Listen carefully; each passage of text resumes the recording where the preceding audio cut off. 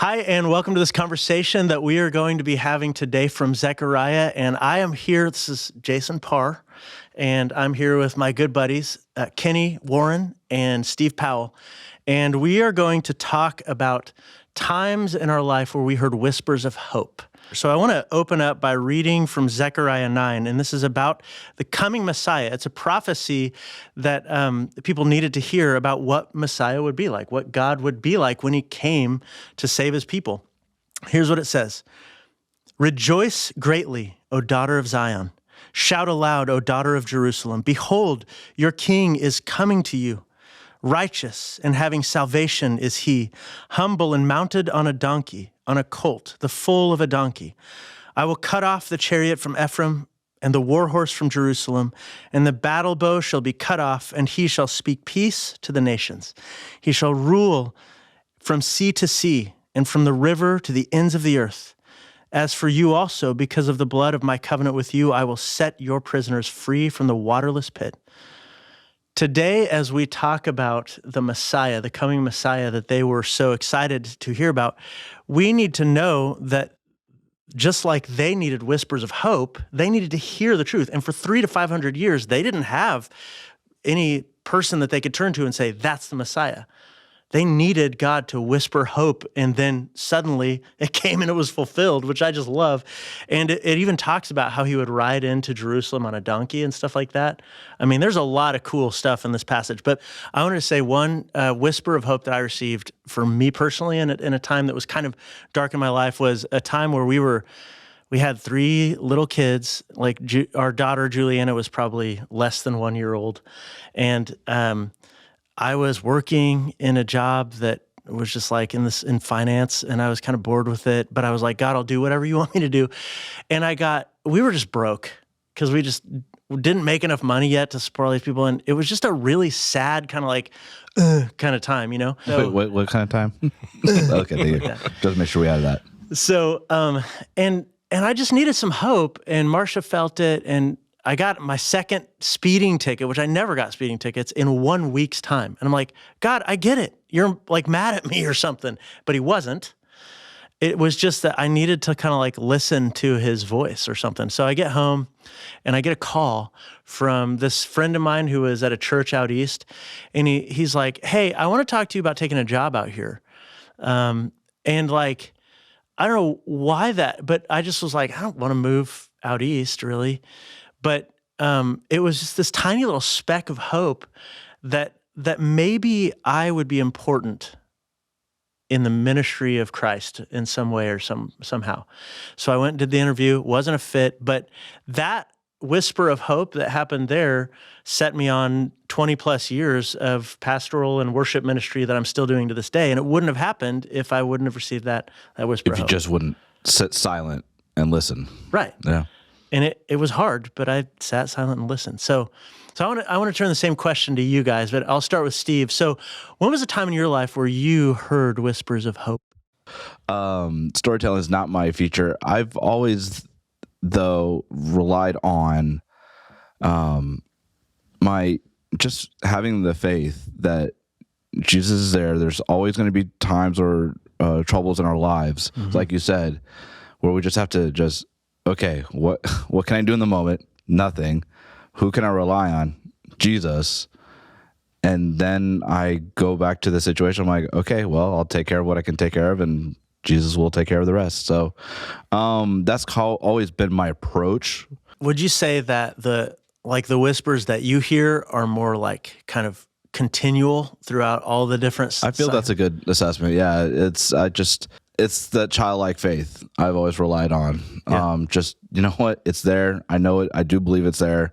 Well, one thing I thought was interesting is we're like, you know, we're not going to go political, but there's a lot of turbulence in the days around us. And like, you're one of those guys that strikes me as like, I mean, you're not always just like la-di-da or whatever, but you're usually like happy because you know that there's hope in the gospel. And like, to me, Christ is always whispering hope in our souls when we need it, you know, like, so I feel like what you're saying is totally legit. I always try to take any ownership and confidence that I can take any elements in control, but I understand that I don't have a lot of control, and even as a tech director who has to have that control in certain production elements, sometimes I'm like, tough luck. So Yeah. As I watch you as my direct supervisor, though, too, I see in you a determination and a spirit to forge ahead and move in a clear direction. And I know that kind of attitude has to spill over into your faith life, too. Hey, that was a really good comment and a really good segue, because now I want to know, when have you heard whispers of hope in your life, Kenny? Well, which decade do you want to start with? I was thinking like the 80s. Yeah, I bet. Some hair rock. That'd be The 80s. close. Can we get some disco in there too? Basically, I just need to tell my life story and just testify to how good God's been. It's a good thing you're only 30. Right. So I started out raised by grandparents, and it was such a blessing at the time, but it was also, there was a hole because, my parents they were in the picture, but not who I was living with. And, so that made me different than everybody else. And I got this sense that nobody wanted me around. And, my primary caregivers were my father's parents, and great people. I grew up going to church, my grandfather was janitor in church, so I rode my bike through the halls. It was great. It was a great growing up So time. you knew a person who can clean up the tire tracks throughout the hallways, right? I did. But by the time I was 14, both of them were gone. And that left a giant hole, because now I'm missing parents. I feel like nobody wants me around. My primary caregivers are gone in my life. And, to the unwanted thing, now the loneliness thing gets added. And in all that, though, the whispers of hope in the grandparent scenario, it's a generation to generation kind of thing where I hear God whisper, I got you. I'm going to give you an understanding that's going to pay off later by growing up with these people.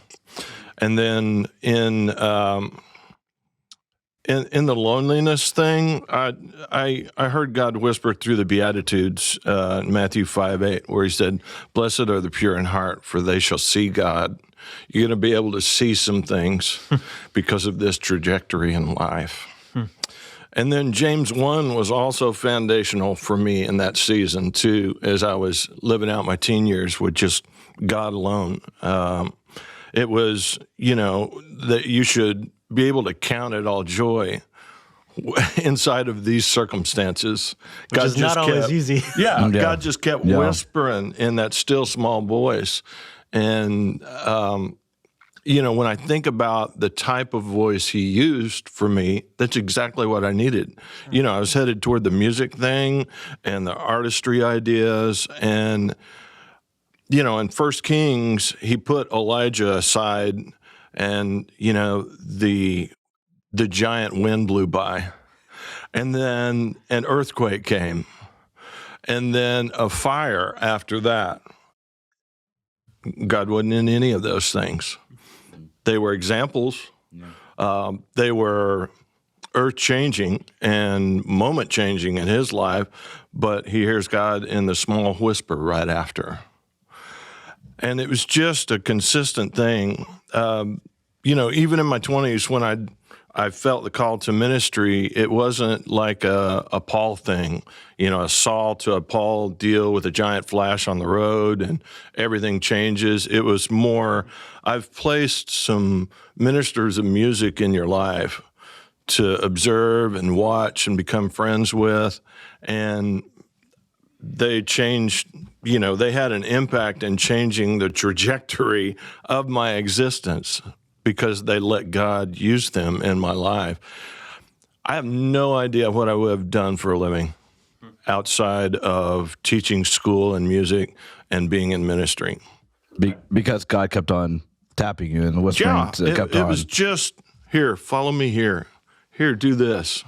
He kept on opening those doors for you. Well, he placed that love thing for music in my heart, but I didn't think I could lead. I was like, okay, as I looked at the landscape of ministry personnel, it's like, oh, they're all like charismatic leaders with giant personalities, and I didn't have that. And don't forget the fog machines. Well, yeah, there was gotta have fog, lasers, yeah, all that stuff. But I didn't have that kind of thing, and I knew that.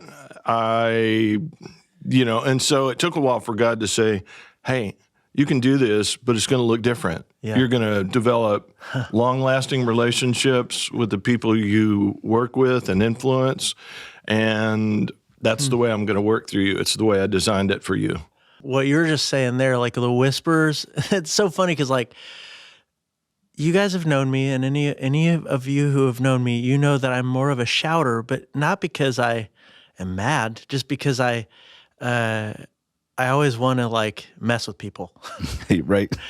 But what I love about what you just said is that, and it totally works. Like it totally, like the whispers of hope that God was like putting in you, and really the same with you too. I mean, you talked about not loving to be like in front of the camera and all that stuff, but your guys' is like ministry shouts because God's whispering hope to you all the time. And like, And I our love worship, that.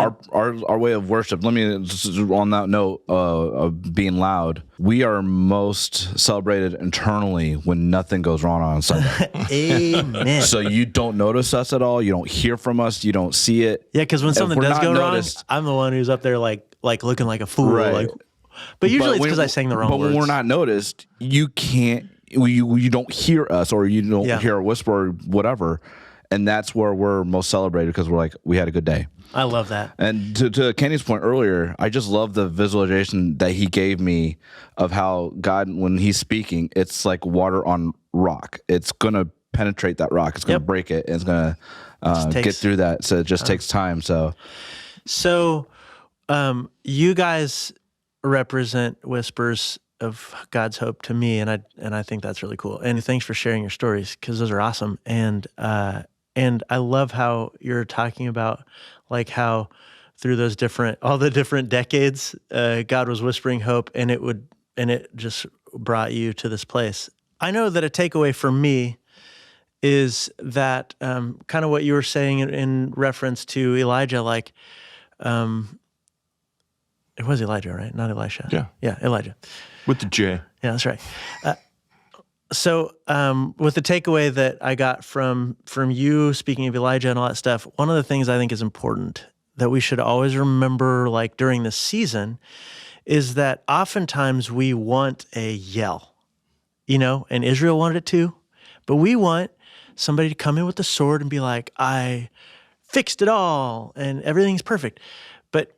But the Lord's like using these whispers, like both of you said, and I think like I said, to conform us into the image of Christ and to make us like recognize our need for him and to love him. So maybe that's our takeaway for today is that listen for the whispers of hope from the Almighty God. He's right here, right with you. And expect that his whispers will bring about the change that he wants to see in you.